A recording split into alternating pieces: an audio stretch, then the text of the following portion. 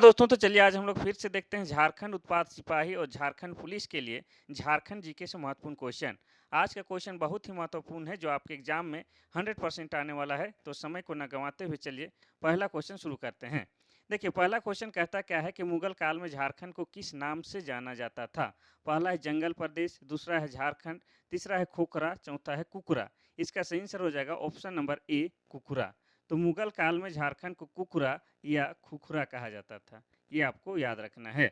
जंगल प्रदेश की बात किया जाए तो हमारा जो झारखंड है, झारखंड का अर्थ ही होता है जंगल प्रदेश या वनों का प्रदेश या जंगल झाड़ वाला प्रदेश। अब बात करेंगे झारखंड की, तो झारखंड जो है अकबरनामा में झारखंड को झारखंड ही कहा गया है। और खोखरा की बात किया जाए तो तुजू के जहांगीरी में झारखंड को खोखरा कहा गया है, ये भी आपको याद रखना है। ठीक है, तो झारखंड हमारा क्या है, झारखंड राज्य है, हीरा नागपुर, छोटा नागपुर, अपना झारखंड, प्यारा झारखंड।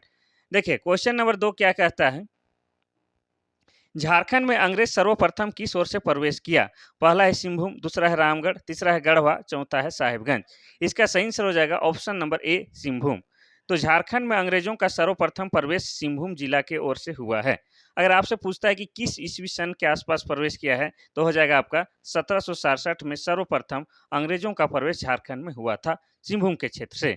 अब रामगढ़ की बात किया जाए तो रामगढ़ क्या है, झारखंड की क्या है, 24वां जिला है। और ये कब जिला बना है, 2007 में झारखंड का जिला बना है रामगढ़। और रामगढ़ राज्य की बात किया जाए तो रामगढ़ राज्य की स्थापना 1368 ईस्वी में राजा बागदेव सिंह के द्वारा किया गया था। और आपको साथ में ये भी याद रखना है कि रामगढ़ जो है क्षेत्रफल की दृष्टि से झारखंड का सबसे छोटा जिला है। अब गढ़वा की बात करेंगे तो गढ़वा जो है झारखंड का एकमात्र ऐसा जिला है जो 3 राज्यों के साथ सीमा साझा करता है, आपका उत्तर प्रदेश, बिहार और छत्तीसगढ़। इन तीनों राज्यों के साथ गढ़वा जो है सीमा साझा करता है। साथ ही आपको ये भी याद रखना है कि गढ़वा जो है आपका झारखंड का सबसे पश्चिमतम यानी कि पश्चिम वाला जिला है। साहेबगंज की बात किया जाए तो साहेबगंज जो है ये जिला बना है 1983 ईस्वी में। और साहेबगंज एकमात्र ऐसा जिला है जहां पर झारखंड में गंगा नदी होकर बहती है। नेक्स्ट क्वेश्चन हम लोग देखते हैं, क्वेश्चन नंबर 3। क्वेश्चन नंबर 3 कहता है कि इनमें से भूमिज विद्रोह का नेता कौन था। पहला है फनी मुकुट राय, दूसरा है प्रताप राय, तीसरा है राजा दुर्जन साल, चौथा है गंगा नारायण सिंह। इसका सही आंसर हो जाएगा option number D, Ganga Narayan Singh. तो भूमिज विद्रोह का नेतृत्व किसने किया था, गंगा नारायण सिंह के द्वारा किया गया था। और भूमिज विद्रोह कब हुआ था, तो हो जाएगा आपका 1832 और 33 के बीच में भूमिज विद्रोह हुआ था। इसलिए इस विद्रोह को गंगा नारायण का हंगामा भी कहा जाता है, ये भी आपको याद रखना है। इस भूमिज विद्रोह का दमन कौन किया था, तो कैप्टन विल्किंसन के द्वारा भूमिज विद्रोह का क्या किया गया था, दमन कर दिया गया था या दबा दिया गया था। अब बात करेंगे फनी मुकुट राय की, तो फनी मुकुट राय 64 ईस्वी में क्या है, नागवंश की स्थापना की थे, ये भी आपको याद रखना है।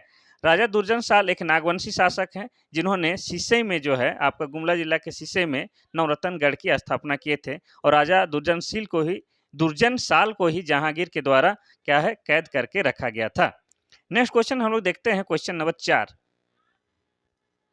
क्वेश्चन नंबर 4 कहता है कि भारत की कौन सी आम विदेश में बहुत अधिक मात्रा में निर्यात की जाती है। मतलब भारत का कौन सा ऐसा आम है जिसका डिमांड विदेशों में बहुत ज़्यादा होती है। पहला है मालदह, दूसरा है लंगड़ा, तीसरा है चौसा और चौथा है अल्फोंसो। इसका सही आंसर हो जाएगा ऑप्शन नंबर डी, अल्फोंसा या अल्फोंसो। आम जो है जो झारखंड का है और विशेषकर भारत का है, जिसका विदेश में सबसे ज़्यादा डिमांड किया जाता है, भारतीय आम का। नेक्स्ट क्वेश्चन हम लोग देखते हैं, क्वेश्चन नंबर 5। क्वेश्चन नंबर 5 कहता है कि झारखंड की किस जनजाति में विधवा विवाह को मैयारी कहा जाता है। तो देखिए आज का भी क्वेश्चन जो है आपके लिए बहुत ही इंपॉर्टेंट है। इसमें भी आज क्या है, जनजातियों से संबंधित अत्यधिक क्वेश्चन है। उसके अलावा जो आपके लिए बहुत ज़्यादा इंपॉर्टेंट है उस टाइप का क्वेश्चन है, लेकिन अधिकतर क्वेश्चन जो है आपका जनजातियों से ही संबंधित मिलेंगे। ठीक है, तो आप बने रहिए और अपना नोटबुक में नोट करते हुए चलिए। 40 क्वेश्चन है, लेकिन आपको एक्सप्लेन करेंगे तो उसको मिला के 100 से ज़्यादा क्वेश्चन हो जाएगा। देखिए 5वां क्वेश्चन कहता है कि झारखंड की किस जनजाति में विधवा विवाह को मैयारी कहा जाता है। पहला है संथाल जनजाति, दूसरा है असुर जनजाति, तीसरा है कोरवा जनजाति और चौथा इनमें से कोई नहीं। इसका सही आंसर हो जाएगा ऑप्शन नंबर सी, कोरवा जनजाति। कोरवा जनजाति लोग जो अगर मतलब पति मर जाता है तो पत्नी जो हो जाती है विधवा, तो विधवा जो फिर से विवाह करती है उसको क्या कहते हैं कोरवा जनजाति में, मैयारी कहा जाता है। और ये जो कोरवा जनजाति, इस जनजाति को कोलेरियन जनजाति समूह का जनक भी माना जाता है। ठीक है, इन्हें झारखंड सरकार द्वारा शिकारी संग्रहकर्ता भी माना जाता है, ये आपको याद रखना है। इनका जो है मुख्य रूप से निवास स्थल पलामू प्रमंडल में पाया जाता है, ये भी आपको याद रखना है।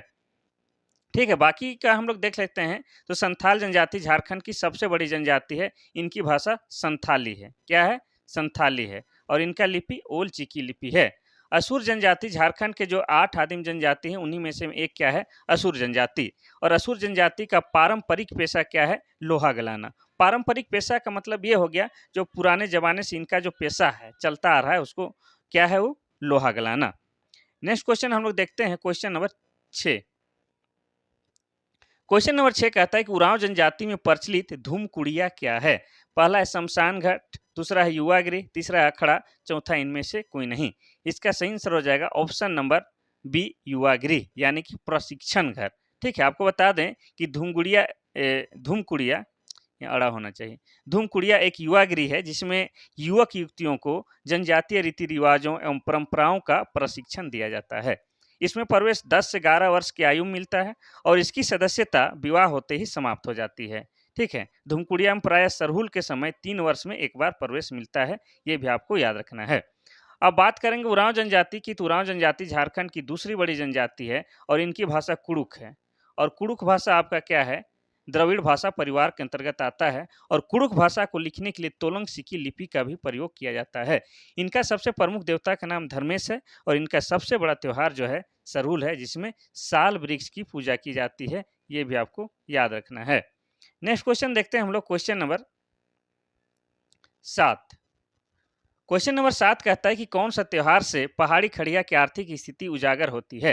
यानी कि एक ऐसा त्योहार है जिससे पता चलता है कि उनका हैसियत क्या है या आर्थिक स्थिति क्या है, वो पता चलता है। किनका? खड़िया जनजाति का। ठीक है, पहाड़ी खड़िया का। पहला है सरहुल, दूसरा है फागो, तीसरा है सोहराय, चौथा है नया खानी। इसका सही आंसर हो जाएगा ऑप्शन नंबर बी, फागो। फागो त्योहार से खड़िया जनजाति का जो है, पहाड़ी खड़िया जनजाति का आर्थिक स्थिति पता चलता है, ये भी आपको याद रखना है। तो खड़िया जनजाति जो है मुख्य रूप से 3 वर्गों में विभाजित है। कितने? 3 वर्गों में विभाजित है। पहला है पहाड़ी खड़िया, दूसरा है ढेलकी खड़िया, तीसरा है दूध खड़िया। तो इस प्रकार से खड़िया जनजाति जो है 3 वर्गों में विभाजित है। नेक्स्ट क्वेश्चन हम लोग देखते हैं, क्वेश्चन नंबर 8। ये क्या हुआ? गजब हुआ। क्वेश्चन नंबर 8 देखते हैं। क्वेश्चन नंबर 8 कहता है कि झारखंड के किस जनजाति का निवास स्थल टंडा के नाम से जाना जाता है? पहला है बिरहोर, दूसरा है संथाल जनजाति, तीसरा है लोहार जनजाति, चौथा है उरांव जनजाति। इसका सही आंसर हो जाएगा ऑप्शन नंबर ए, बिरहोर। ठीक है, अभी कभी कभी पूछ देता है कि बिरहोर शब्द का शाब्दिक अर्थ क्या है? तो बिरहोर शब्द का क्या है शाब्दिक अर्थ? जंगल का आदमी। और बिरहोर क्या है? झारखंड का एक आदिम जनजाति है। झारखंड में टोटल 8 आदिम जनजाति पाई जाती है, उनमें से बिरहोर एक क्या है? आदिम जनजाति है। और इनका जो है सर्वाधिक निवास स्थल, यानी कि सबसे ज़्यादा ये कौन जिला में पाए जाते हैं? तो ये हजारीबाग जिला में पाए जाते हैं। ठीक है, और इनके रहते हैं जिन क्षेत्र को में, उस क्षेत्र को क्या कहा जाता है, या इनके निवास स्थल को टंडा कहा जाता है, ये भी आपको याद रखना है। ठीक है, और बिरहोर जनजाति के द्वारा एगो मुख्य रूप से जो चित्रकारी की जाती है, उसका क्या नाम है? कोहबर चित्रकारी। कोहबर चित्रकारी का अर्थ क्या हो जाता है? गुफा के अंदर विवाहित जोड़ा। नेक्स्ट क्वेश्चन हम लोग देखते हैं, क्वेश्चन नंबर 9। क्वेश्चन नंबर 9 कहता है कि लोहा गलाना किस आदिम जनजाति का पारंपरिक पेशा है? पहला है असुर, दूसरा है बिरहोर, तीसरा है बिरजिया, चौथा है महली। इसका सही आंसर हो जाएगा ऑप्शन नंबर ए, असुर। असुर जनजाति का जो है पारंपरिक पेशा क्या है? लोहा गलाना। इसके अलावा लोहार या लोहरा जनजाति का भी पारंपरिक पेशा क्या है? लोहा गलाना। ये भी आपको याद रखना है। लोहार जनजाति एक जनजाति है, झारखंड की जनजाति है, लेकिन असुर जनजाति क्या है? झारखंड का एक आदिम जनजाति है, ये भी आपको याद रखना है। असुर जनजाति का जो है सबसे प्रमुख देवता का नाम क्या है? सिंह भोंगा, जो भगवान सूर्य का प्रतीक है, ये भी आपको याद रखना है। इनके द्वारा असुरी भाषा बोला जाता है, जो कि अब इन्हें लुप्त घोषित कर दिया गया है। नेक्स्ट क्वेश्चन हम लोग देखते हैं, क्वेश्चन नंबर 10। क्वेश्चन नंबर 10 कहता है कि झारखंड के किस जगह को मंदिरों का गांव भी कहा जाता है? पहला है रजरप्पा, दूसरा है अंजन धाम, तीसरा है मलुटी, चौथा है सिसय। इसका सही आंसर क्या हो जाएगा? ऑप्शन नंबर सी, मलुटी। ठीक है, मलुटी झारखंड राज्य के दुमका जिला में शिकारी पाड़ा के निकट एक छोटा सा गांव है। ठीक है, यहाँ पर कितना 108 मंदिर हुआ करते थे, लेकिन वर्तमान में सिर्फ 74 मंदिर ही बचे हैं। मंदिरों के इस गांव को ही क्या कहा जाता है? ये अच्छा, मंदिर अत्यधिक होने के कारण इन गाँव को क्या कहा जाता है? मंदिरों का गाँव कहा जाता है, ये आपको याद रखना है। तो मलूटी को क्या कहा जाता है? मंदिरों का गाँव, और ये कहाँ है आपका? दुमका जिला के शिकारीपाड़ा में। चलिए नेक्स्ट क्वेश्चन हम लोग देखते हैं, क्वेश्चन नंबर 11। क्वेश्चन नंबर 11 कहता है कि पालकोट की गुफाएं झारखंड की किस जिला में स्थित है? पहला है रांची, दूसरा है लातेहार, तीसरा है गुमला, चौथा है हजारीबाग। इसका सही आंसर हो जाएगा option number C, Gumla. Palkot की गुफाएं गुमला जिला में स्थित है, और गुमला जिला में देखिए बहुत सारा महत्वपूर्ण चीज है जिसको आपको जानना है। जैसे हो गया आपका हापा मुनि मंदिर, पालकोट अभ्यारण्य, नवरत्न का किला, वासुदेव राय मंदिर, टांगीनाथ मंदिर, आंजन धाम, घाघरा जलप्रपात, प्रेमा घाट जलप्रपात, ये सब कहाँ है आपका? गुमला जिला के अंतर्गत आता है। अब गुमला की बात किया जाए तो गुमला क्या है? 1983 ईस्वी में एक झारखंड का जिला बना है, ये भी आपको याद रखना है। नेक्स्ट क्वेश्चन हम लोग देखते हैं, क्वेश्चन नंबर 12। क्वेश्चन नंबर 12 कहता है कि कोड़कर भूमि क्या है? देखिए ये आपका आ गया है महत्वपूर्ण क्वेश्चन, जो आपके लिए थोड़ा नया भी लगेगा लेकिन जरूरी है। पहला है जल शासन, दूसरा है अरियत, और तीसरा है ए और बी दोनों, चौथा है इनमें से कोई नहीं। इसका सही आंसर क्या हो जाएगा? ऑप्शन नंबर सी, ए और बी दोनों। कोड़कर भूमि, अब बताते हैं, ध्यान से सुनिएगा, ठीक है। कोड़कर भूमि ऐसी बंजर या जंगली भूमि को कहते हैं जिसे भूस्वामी के अतिरिक्त किसी कृषक के द्वारा तैयार किया गया है। इसे जल शासन और अरियत के नाम से भी जाना जाता है। अब कोड़कर है जिसको कोड़ कर तैयार किया गया है भूमि, ठीक है, किसी का नहीं है, जंगल झाड़ को साफ कर कर कोड़ कर तैयार किया गया है, इसीलिए इस भूमि को क्या कहा जाता है? कोड़कर भूमि कहा जाता है। ठीक है, सीएनटी एक्ट से संबंधित ये वाला क्वेश्चन है। क्वेश्चन नंबर 13 कहता है कि जेएससीए क्रिकेट स्टेडियम का स्थापना कब किया गया था? पहला है 2010, दूसरा है 2011, तीसरा है 2012, चौथा है 2013। तो इसका सही आंसर क्या हो जाएगा? Option number D, 13। तो पहले आपको बता दें कि जेएससीए का क्या होता है? Jharkhand state cricket association. ठीक है, ये जो है आपका ए, हाँ, स्टेट क्रिकेट एसोसिएशन, ये क्रिकेट स्टेडियम कहाँ है आपका? रांची का धुरुआ में है। ये एक इंटरनेशनल क्रिकेट स्टेडियम है जहाँ पर 2013 से क्या है, मैच शुरू हो चुका है, यानी कि उद्घाटन हो चुका है। सबसे पहले भारत और इंग्लैंड का मैच यहाँ पर हुआ था, ये भी आपको याद रखना है। क्वेश्चन नंबर 14 देखते हैं। क्वेश्चन नंबर 14 कहता क्या है कि छोटा नागपुर काश्तकारी अधिनियम कब पारित किया गया था? पहला है 11 नवंबर 1908, दूसरा है 11 अक्टूबर 1908, तीसरा है 11 नवंबर 1905, चौथा है 11 अक्टूबर 1905। इसका सही आंसर हो जाएगा ऑप्शन नंबर ए, 11 नवंबर 1908। छोटा नागपुर काश्तकारी अधिनियम, इसे ही क्या कहा जाता है? CNT, यानी कि छोटा नागपुर टेनेंसी। ठीक है, इन्हें जो इनका जो है ब्लू प्रिंट कौन तैयार किया था? JH हाफमैन के द्वारा। और ये क्या है? भूमि से संबंधित एक कानून है। ठीक है, ये जो झारखंड के जो वर्तमान में 24 जिला हैं, उनमें से 18 जिला में ये कानून लागू किया गया है, ये भी आपको याद रखना है। ठीक है, तो ये पारित हुआ था 11 नवंबर 1908 ईस्वी को, और इसका ब्लू प्रिंट JH हाफमैन के द्वारा तैयार किया गया है, और ये भूमि संबंधी कानून है। नेक्स्ट क्वेश्चन हम लोग देखते हैं, क्वेश्चन नंबर 15। क्वेश्चन नंबर 15 कहता है कि संथाल परगना काश्तकारी अधिनियम की कौन सी धारा में रैयती भूमि के विनियम के बारे में वर्णन है? विनियम क्या कहना चाह रहा है? विनियम के बारे में वर्णित है। ठीक है, विनिमय होना चाहिए, खरीद बिक्री, विनिमय, इसको थोड़ा सुधार लीजिएगा। पहला है धारा 20, दूसरा है धारा 21, तीसरा है धारा 22, चौथा है धारा 23। इसका सही आंसर हो जाएगा ऑप्शन नंबर डी, धारा 23। तो देखिए एसपीटी एक्ट, जिसको संथाल परगना काश्तकारी अधिनियम भी बोलते हैं, तो एसपीटी एक्ट पहले आप जानिए, ध्यान सुनिएगा। एसपीटी एक्ट जिसको 1949 ईस्वी में संथाल परगना क्षेत्र में लागू किया गया था। तो झारखंड में जो टोटल 24 जिला हैं, उनमें से 6 जिला में वर्तमान में ये लागू हैं, और ये भी क्या है? जमीन संबंधित कानून है, ये भी आपको याद रखना है। तो इसके अध्याय नहीं, धारा 23 में ये वर्णन किया गया है कि भाई रैयती भूमि का विनिमय यानी कि खरीद बिक्री या लेन देन किया जा सकता है या नहीं किया जा सकता है, उसके बारे में डिटेल से है। नेक्स्ट क्वेश्चन देखते हैं, क्वेश्चन नंबर 16। क्वेश्चन नंबर 16 कहता है कि जो धातु किसके लिए प्रसिद्ध है? पहला है तांबा, दूसरा है सोना, तीसरा है बॉक्साइट, चौथा है क्रोमाइट। इसका सही आंसर हो जाएगा ऑप्शन नंबर डी, क्रोमाइट। जो धातु जो कि पश्चिम सिंहभूम में स्थित है, क्रोमाइट खनिज के लिए प्रसिद्ध है। ठीक है, ये आपको याद रखना है। और ये जो पश्चिम सिंहभूम की बात आया है, तो पश्चिम सिंहभूम 1990 ईस्वी में जिला बना है, ये भी आपको याद रखना है। तो जो धातु क्रोमाइट के लिए प्रसिद्ध है और ये आपका पश्चिम सिंहभूम में स्थित है, ये भी आपको याद रखना है। नेक्स्ट क्वेश्चन हम लोग देखेंगे क्वेश्चन नंबर 17। क्वेश्चन नंबर 17 कहता है कि झारखंड के किस स्थान पर यूरेनियम के भंडार पाए जाते हैं? पहला है नरवा पहाड़, दूसरा है तुरामडी, तीसरा है जादूगोड़ा, चौथा इनमें से सभी। इसका सही आंसर हो जाएगा ऑप्शन नंबर डी, इनमें से सभी। तो यूरेनियम जो है झारखंड के इन 3 जगहों पर पाया जाता है, नरवा पहाड़, तुरामडी और चौथा है जादूगोड़ा। लेकिन अत्यधिक जादूगोड़ा से संबंधित क्वेश्चन पूछता है, ये भी आपको याद रखना है। अब बहुतों के मन में ये भी चल रहा होगा कि यूरेनियम है क्या? तो यूरेनियम एक परमाणु खनिज है, ये आपको याद रखना है। परमाणु वाला जो काम इससे होता है, परमाणु संबंधित चीज इससे बनाए जाते हैं। ठीक है, ये आपको याद रखना है।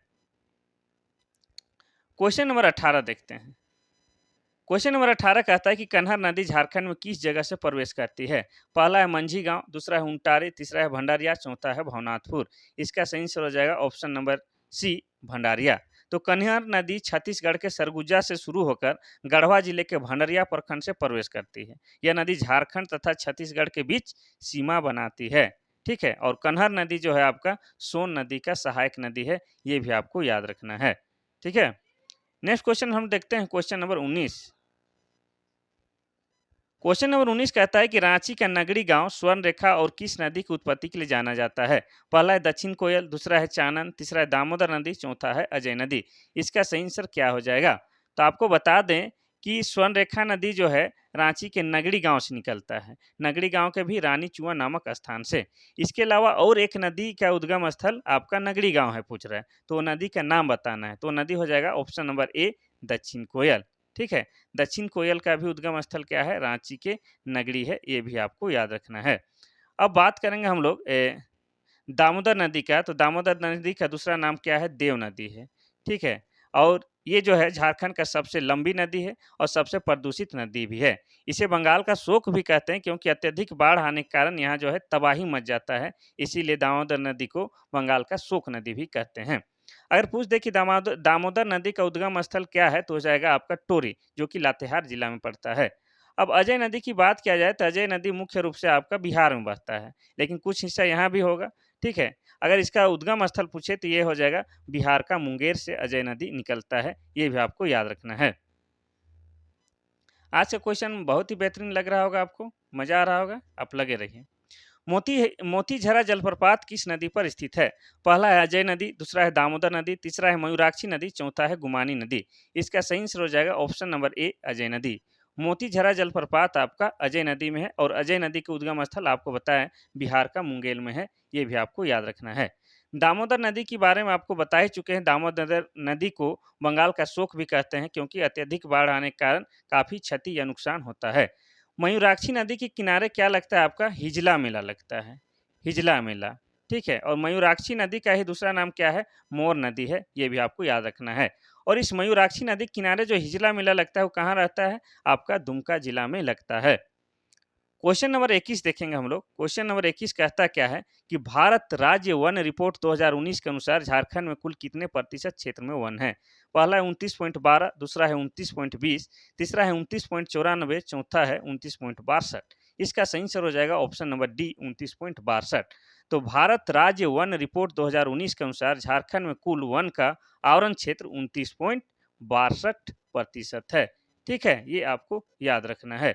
और 2021 के अनुसार अगर बात की जाए तो 2021 के अनुसार कितना हो गया है? तो ये हो गया आपका 29.76%, ये भी आपको याद रखना है। और आपका 2011 के हाँ, 2011 के अनुसार कहीं कहीं इतना भी रहता होगा, 29.61, ये भी आप देखे होंगे। ठीक है, तो ये हो गया। अगर आपको पूछ दे कि भाई ये तो हो गया वन का कुल प्रतिशत, अगर आपको पूछ दे कि भारत नहीं, झारखंड का कुल क्षेत्रफल कितना है, तो 79,714 वर्ग किलोमीटर है। कितना है? 79,714 वर्ग किलोमीटर झारखंड का कुल क्षेत्रफल है। नेक्स्ट क्वेश्चन देखेंगे, क्वेश्चन नंबर 22। क्वेश्चन नंबर 22 कहता है कि 2019 के आंकड़ा के अनुसार झारखंड में प्रति व्यक्ति वन कितना है। पहला है 0.8 हेक्टेयर, दूसरा है 0.48 हेक्टेयर, तीसरा है 0.02 हेक्टेयर, चौथा है 0.08 हेक्टेयर। इसका सही आंसर क्या हो जाएगा? इसका सही आंसर हम आपको बता दें कि ये क्वेश्चन आ चुका है, ठीक है। ये इतना मोस्ट इंपॉर्टेंट वाला क्वेश्चन है। इसका सही आंसर हो जाएगा ऑप्शन नंबर डी।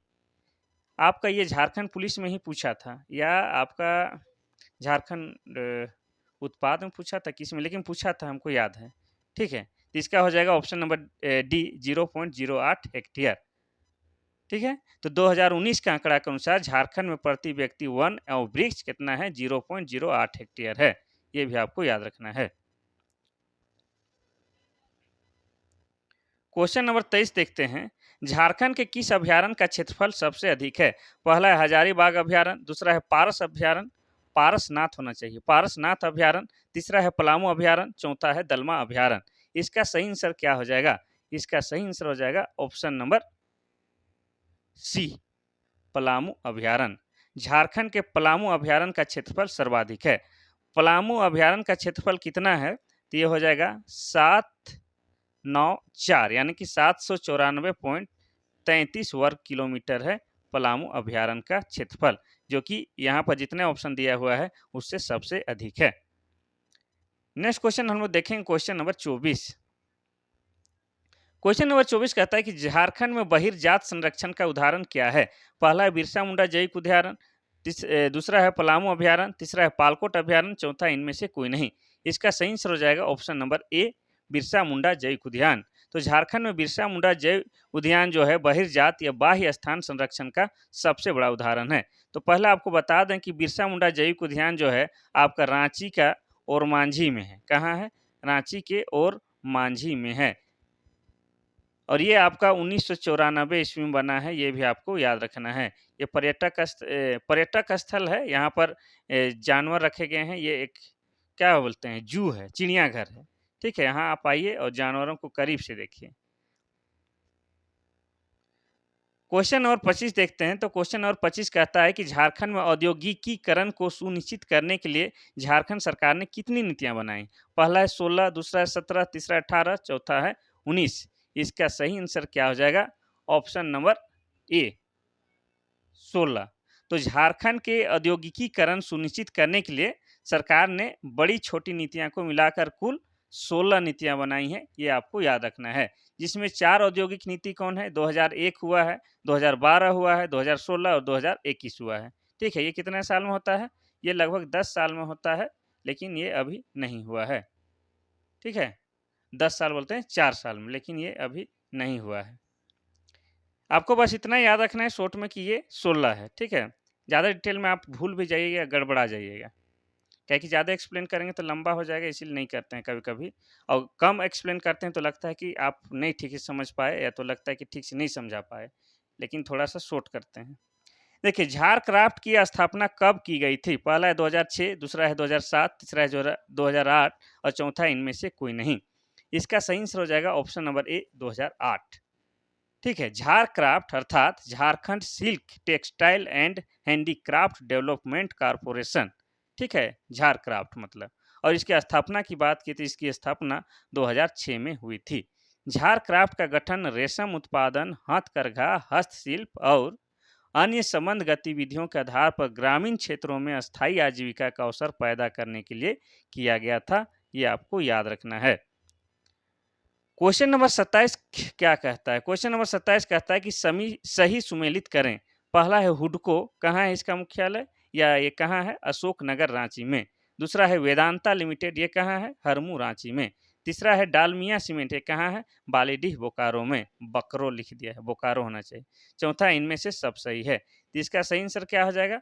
इसका हो जाएगा ऑप्शन नंबर डी, सब सही है। ये सही मिलान है, ये आपको याद रखना है, ठीक है। नेक्स्ट क्वेश्चन हम लोग देखते हैं, क्वेश्चन नंबर 28। क्वेश्चन नंबर 28 कहता है कि पीवीटीजी डाकिया योजना की शुरुआत कब की गई थी? पहला है 2015, दूसरा है 2017, तीसरा है 2020, चौथा है 2021। इसका सही आंसर हो जाएगा ऑप्शन नंबर बी, 2017 में। पीवीटी डाकिया योजना क्या है? तो देखिए आदिम जनजातियों के लिए ये योजना शुरू किया गया है, ठीक है, पीवीटीजी डाकिया योजना। इसके तहत क्या है कि आदिम जनजातियों को है उसके घर में उसको आने की ज़रूरत नहीं है, घर में ही डाक के द्वारा या डाकिया के द्वारा 35 किलो अनाज घर में मुफ्त पहुँचा दिया जाएगा। ये इस प्रकार का इस योजना का उद्देश्य है, ठीक है। तो ये शुरू किया गया था 2017 में। और आपको याद रखना है कि ये जो योजना है आपका मुफ्त घर अनाज पहुँचाने की योजना ये 2017 से चल रहा है, ठीक है। और आपको साथ में ये भी याद रखना है कि ये टोटल झारखंड में 8 आदिम जनजाति पाए जाते हैं, उन सभी के लिए ये योजना मतलब लागू है, या सभी वो 8 आदिम जनजाति हैं जो इन योजना का लाभ ले सकते हैं। क्वेश्चन नंबर 29 कहता क्या है कि क्वेश्चन नंबर 29 झारखंड में मेसो अस्पताल के बारे में असत्य कथन को पहचाने। तो यहाँ पर 4 विकल्प दिया गया है, उनमें से एक विकल्प जो है गलत है, तो उसको पहचानना है। पहला है मेसो अस्पताल, ठीक है। मेसो अस्पताल क्या होता है आप यहाँ देख लीजिए। यह अस्पताल ग्रामीण इलाकों में है। दूसरा, रिंची ट्रस्ट रांची की जोन्हा में एक मेसो हॉस्पिटल चलाता है। तीसरा है इन अस्पतालों में परामर्श के लिए केवल 1 रुपया लिया जाता है। चौथा, प्राथमिक स्वास्थ्य सेवाएं प्रदान करते हैं। हुए प्राथमिक सेवाएं प्रदान करते हैं। अच्छा, ये प्राथमिक सेवाएं प्रदान करते हैं, तो इसका सही आंसर क्या हो जाएगा? इसका सही आंसर हो जाएगा ऑप्शन नंबर सी, ये वाला गलत है, ठीक है। मेसो अस्पताल ग्रामीण इलाके में प्राथमिक स्वास्थ्य सेवाएं उपलब्ध कराता है। इस अस्पताल में परामर्श के लिए कोई शुल्क नहीं लिया जाता है। यहाँ पर जो बोल रहा है 1 रुपया, 1 रुपया भी नहीं लिया जाता है, पूरा पूरी फ्री है, ठीक है। रिंची ट्रस्ट रांची की जोन्हा में एक मेसो अस्पताल चलाता है, ये भी सही है। तो ऑप्शन नंबर सी गलत कथन है, यहाँ पर फ्री होना चाहिए, एक दिया है इसीलिए गलत हो गया। नेक्स्ट क्वेश्चन हम देखते हैं क्वेश्चन नंबर 30। क्वेश्चन नंबर 30 कहता है कि झारखंड के किस जिला में वनों का सबसे कम प्रतिशत है? पहला है रांची, दूसरा है लातेहार, तीसरा है पाकुड़, चौथा है जामताड़ा। इसका सही आंसर हो जाएगा ऑप्शन नंबर डी, जामताड़ा। तो वन सर्वेक्षण रिपोर्ट 2019 के अनुसार, कब? 2019 के अनुसार वनों का न्यूनतम प्रतिशत जामताड़ा में है, जबकि अगर सबसे अधिक पूछेगा तो हो जाएगा कहाँ आपका? लातेहार हो जाएगा। अब बात करेंगे जामताड़ा की, तो जामताड़ा जो है झारखंड का एक जिला है जो कि साइबर क्राइम के लिए प्रसिद्ध है, जो कि अच्छी बात नहीं है, क्राइम तो क्राइम ही है। और जामताड़ा झारखंड का एक जिला है और यह 2001 ईस्वी में झारखंड का जिला बना है। जामताड़ा का आपको याद रखना है, जामताड़ा विधानसभा क्षेत्र से कौन आते हैं? इरफान अंसारी आते हैं, जो कि कांग्रेस के हैं और वर्तमान समय में झारखंड के स्वास्थ्य मंत्री हैं, ये भी आपको याद रखना है। अब जामताड़ा के ही नाला विधानसभा क्षेत्र से कौन आते हैं? आपका रविंद्रनाथ महतो, जो कि आपका क्या है? झारखंड विधानसभा के अध्यक्ष हैं। अब लातेहार की बात किया जाए तो लातेहार भी क्या कब बना है जिला? 2001 ईस्वी में जिला बना है, ये भी आपको याद रखना है। क्वेश्चन नंबर 31 देखते हैं। क्वेश्चन नंबर 31 कहता है कि झारखंड के किस अभ्यारण्य की स्थापना सबसे पहले हुई है? पहला है तोपचांची अभ्यारण्य धनबाद, दूसरा है गौतम बुद्ध अभ्यारण्य कोडरमा, तीसरा है उधवा झील अभ्यारण्य साहेबगंज, चौथा है पलामू अभ्यारण्य। तो पहले तो आप तो यहाँ देख लीजिए कि कौन जगह में है और कौन सा अभ्यारण्य, ये भी दिया हुआ है, तो आपको अच्छा है पढ़ लीजिएगा। लेकिन आपको बताना है कि सबसे पहले इन सब में, ये चारों में सबसे पहले किसकी स्थापना हुआ है? तो सबसे पहले इसमें जो है स्थापना हुआ है पलामू वाला का। पलामू अभ्यारण्य का स्थापना कब हुआ है? तो हो जाएगा 1976 ईस्वी में पलामू का हुआ है। तो बाकी का भी बता दीजिए सर। तो बाकी का भी बताते हैं। तोपचांची अभ्यारण्य जो कि धनबाद में है, इसका अभ्यारण्य का स्थापना 1978 में हुआ है, इसके 2 साल बाद हुआ है। अब गौतम बुद्ध की बात किया जाए तो गौतम बुद्ध हुआ है 1985 में, ठीक है। अब साहेबगंज की बात किया जाए तो ये हुआ है 1991 में, ठीक है। तो सबसे पहले किसका हुआ है? आपका पलामू अभ्यारण्य का 1976 ईस्वी में। नेक्स्ट क्वेश्चन हम लोग देखते हैं क्वेश्चन नंबर 32। क्वेश्चन नंबर 32 कहता है कि झारखंड वन विभाग ने एक हर्बल डोमिनिस्ट्रेशन नर्सरी का स्थापना कहाँ की है? पहला है पेटरवार बोकारो, दूसरा है देवीपुर देवघर, चौथा है बड़का गांव हजारीबाग, चौथा है लाल खटंगा रांची। इसका सही आंसर हो जाएगा option number A, Petarwar Bokaro. तो झारखंड वन विभाग ने एक हर्बल डोमिनिस्ट्रेशन नर्सरी की स्थापना कहाँ? पेटरवार बोकारो में की है, जो कि प्रदर्शन, प्रशिक्षण और विस्तार गतिविधियों को बढ़ावा देता है, ठीक है। बोकारो की बात किया जाए तो बोकारो जिला बना है 1991 ईस्वी में, और बोकारो को स्टील सिटी भी कहा जाता है, ये भी आपको याद रखना है। और बोकारो में एक क्या है? कारखाना है, जो कि 1964 में स्थापित किया गया है। झारखंड में दूसरा सबसे अधिक परमाणिक कोयला भंडार कौन सा है? पहला है दक्षिण कर्णपुरा नहीं होना चाहिए, कर्णपुरा इस तरह से स्पेलिंग, कर्णपुरा, ठीक है, स्पेलिंग गलत है। दक्षिण कर्णपुरा, दूसरा है उत्तरी कर्णपुरा, तीसरा है झरिया, चौथा है राजमहल। इसका सही आंसर हो जाएगा ऑप्शन नंबर बी, उत्तरी कर्णपुरा। देखिए, झारखंड में दूसरा सबसे अधिक परमाणिक कोयला भंडार कौन सा है? तो हो जाएगा उत्तरी कर्णपुरा। तो पहला कौन है भाई? पहला पूछ तो पहला हो जाता है आपका झरिया। पहला है सबसे पहले झरिया, फिर दूसरा में हो जाएगा आपका उत्तरी कर्णपुरा। ये भी आपको याद रखना है। उत्तरी कर्णपुरा कोल्डफील्ड रांची, हजारीबाग, चतरा और लातेहार जिला में फैला हुआ है। ठीक है, उसके अंतर्गत आता है ये उत्तरी कर्णपुरा। कौन कौन सा? रांची, हजारीबाग, चतरा, लातेहार जिला, सब उसी में आता है। क्वेश्चन नंबर 34 कहता क्या है कि झारखंड में खेती योग्य बंजर भूमि कितनी प्रतिशत है? पहला है 2.2, दूसरा है 4.2, तीसरा है 3.2, चौथा है 5.2। इसका सही आंसर हो जाएगा ऑप्शन नंबर बी, 4.2। झारखंड में खेती योग्य बंजर भूमि कितनी है? 4.2% है। ये भी आपको याद रखना है। झारखंड आदिवासी बहुल राज्य है और यहाँ पर जितने भी आदिवासी या जितने भी लोग रहते हैं, इनका मेन पेशा क्या है? खेती बाड़ी है। ठीक है, और खेती बाड़ी करेगा, लेकिन भी यहाँ का भूमि जो है ज़्यादा उपजाऊ नहीं है। यहाँ का सर्वाधिक भूमि किस प्रकार का है? लाल मिट्टी है, और लाल मिट्टी का प्रतिशत कितना है? 90% यहाँ का लाल मिट्टी पाया जाता है, जो कि अनउपजाऊ टाइप का मिट्टी है। नेक्स्ट क्वेश्चन हम लोग देखते हैं, क्वेश्चन नंबर 35। क्वेश्चन नंबर 35 कहता क्या है कि झारखंड में नवीकरणीय संसाधन समृद्ध मात्रा में उपलब्ध है, क्योंकि प्रचुर मात्रा में जलप्रपात है, दूसरा है जंगलों की अधिकता, तीसरा है पहाड़ों की अधिकता, चौथा है कोयल नहीं कोयला का भंडार। इसका सही आंसर देने से पहले आपको बता दें कि आज का क्वेश्चन कुछ इंटरेस्टिंग नहीं लग रहा होगा, लेकिन आपके एग्जाम के पॉइंट ऑफ व्यू से महत्वपूर्ण है, इसीलिए ध्यान देना जरूरी है। आप जितना शिद्दत से बाकी क्लास करते हैं, उतना आज भी करना ही होगा, अगर आपको अपना एग्जाम क्लियर करना है तो। देखिए, इसका सही आंसर हो जाएगा ऑप्शन नंबर ए। झारखंड को क्या कहा जाता है? विशेषकर रांची को जलप्रपातों का शहर, यानी कि क्या कहा जाता है? City of waterfalls.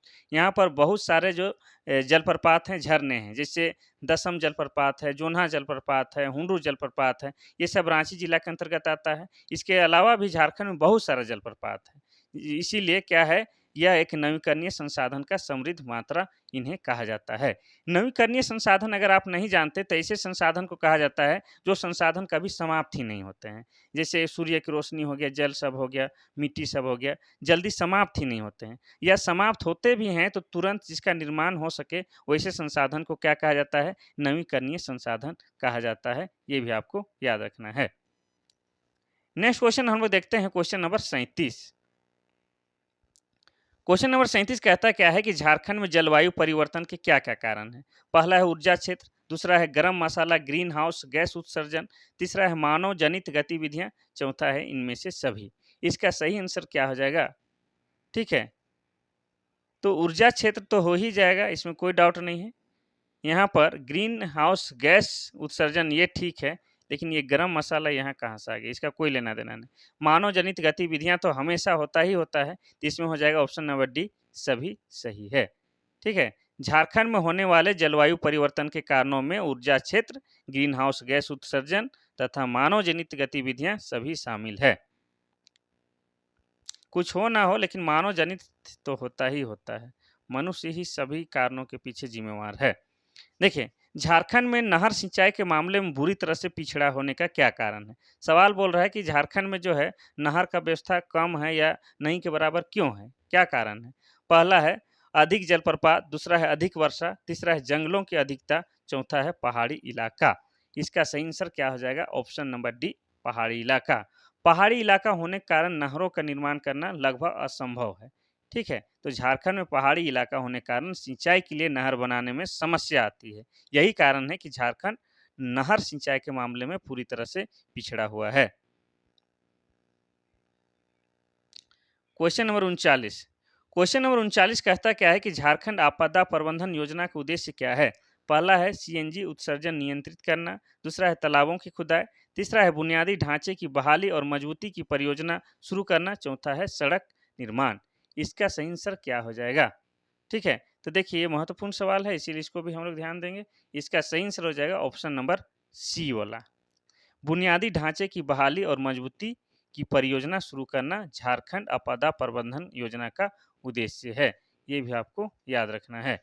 तो लास्ट क्वेश्चन में हम लोग पहुँचने वाले हैं क्वेश्चन नंबर 40। उससे पहले आपको बता दें कि किसी-किसी दिन का क्वेश्चन जो है आपको थोड़ा-सा इंटरेस्ट ना भी लगे, लेकिन उतने ही शिद्दत से पढ़ना है जितना बाकी दिन पढ़ते हैं। आप केवल कंटिन्यू प्रत्येक दिन 30 से 35 मिनट दीजिए, आपका करियर यूँ ही सफल हो जाएगा, ठीक है? तो कोई-कोई दिन क्वेश्चन थोड़ा हार्ड रहता है या कोई-कोई दिन क्वेश्चन थोड़ा समझ से बाहर रहता है, जिसके कारण मज़ा नहीं आता है, लेकिन पढ़ना उतना ही है। और आपको अगर मेरा मेहनत अच्छा लगता है तो क्या करना है, अपने छोटे भाई-बहन सबको शेयर करना है क्लास और लाइक उक करते रहना है, जिससे हम मोटिवेट होते रहें और आपके लिए प्रतिदिन क्वेश्चन और सवाल-जवाब ये सब लाने का प्रयास करते रहें। और मोटिवेट नहीं रहेंगे तो हो सके नहीं भी आएगा क्लास, लेकिन आप कीजिएगा मोटिवेट तो क्लास आता रहेगा। अब देखिए 40वां नंबर का क्वेश्चन कहता क्या है? खनन के प्रभाव को कम करने के लिए झारखंड सरकार ने किस राज्य के मॉडल को अपनाया है? पहला है बिहार, दूसरा है उत्तर प्रदेश, तीसरा है पश्चिम बंगाल, चौथा है आंध्र प्रदेश। इसका सही आंसर क्या हो जाएगा? Option number D Andhra Pradesh. ठीक है, खनन के प्रभावों को कम करने के लिए झारखंड सरकार ने आंध्र प्रदेश के मॉडल को अपना लिया है। ठीक है, तो ये था आज का आपका महत्वपूर्ण क्लास, जो कि आपके एग्जाम के दृष्टिकोण से महत्वपूर्ण थे और आपको लगता है कि ठीक है, तो आप इसको बढ़िया से अपना पढ़िए।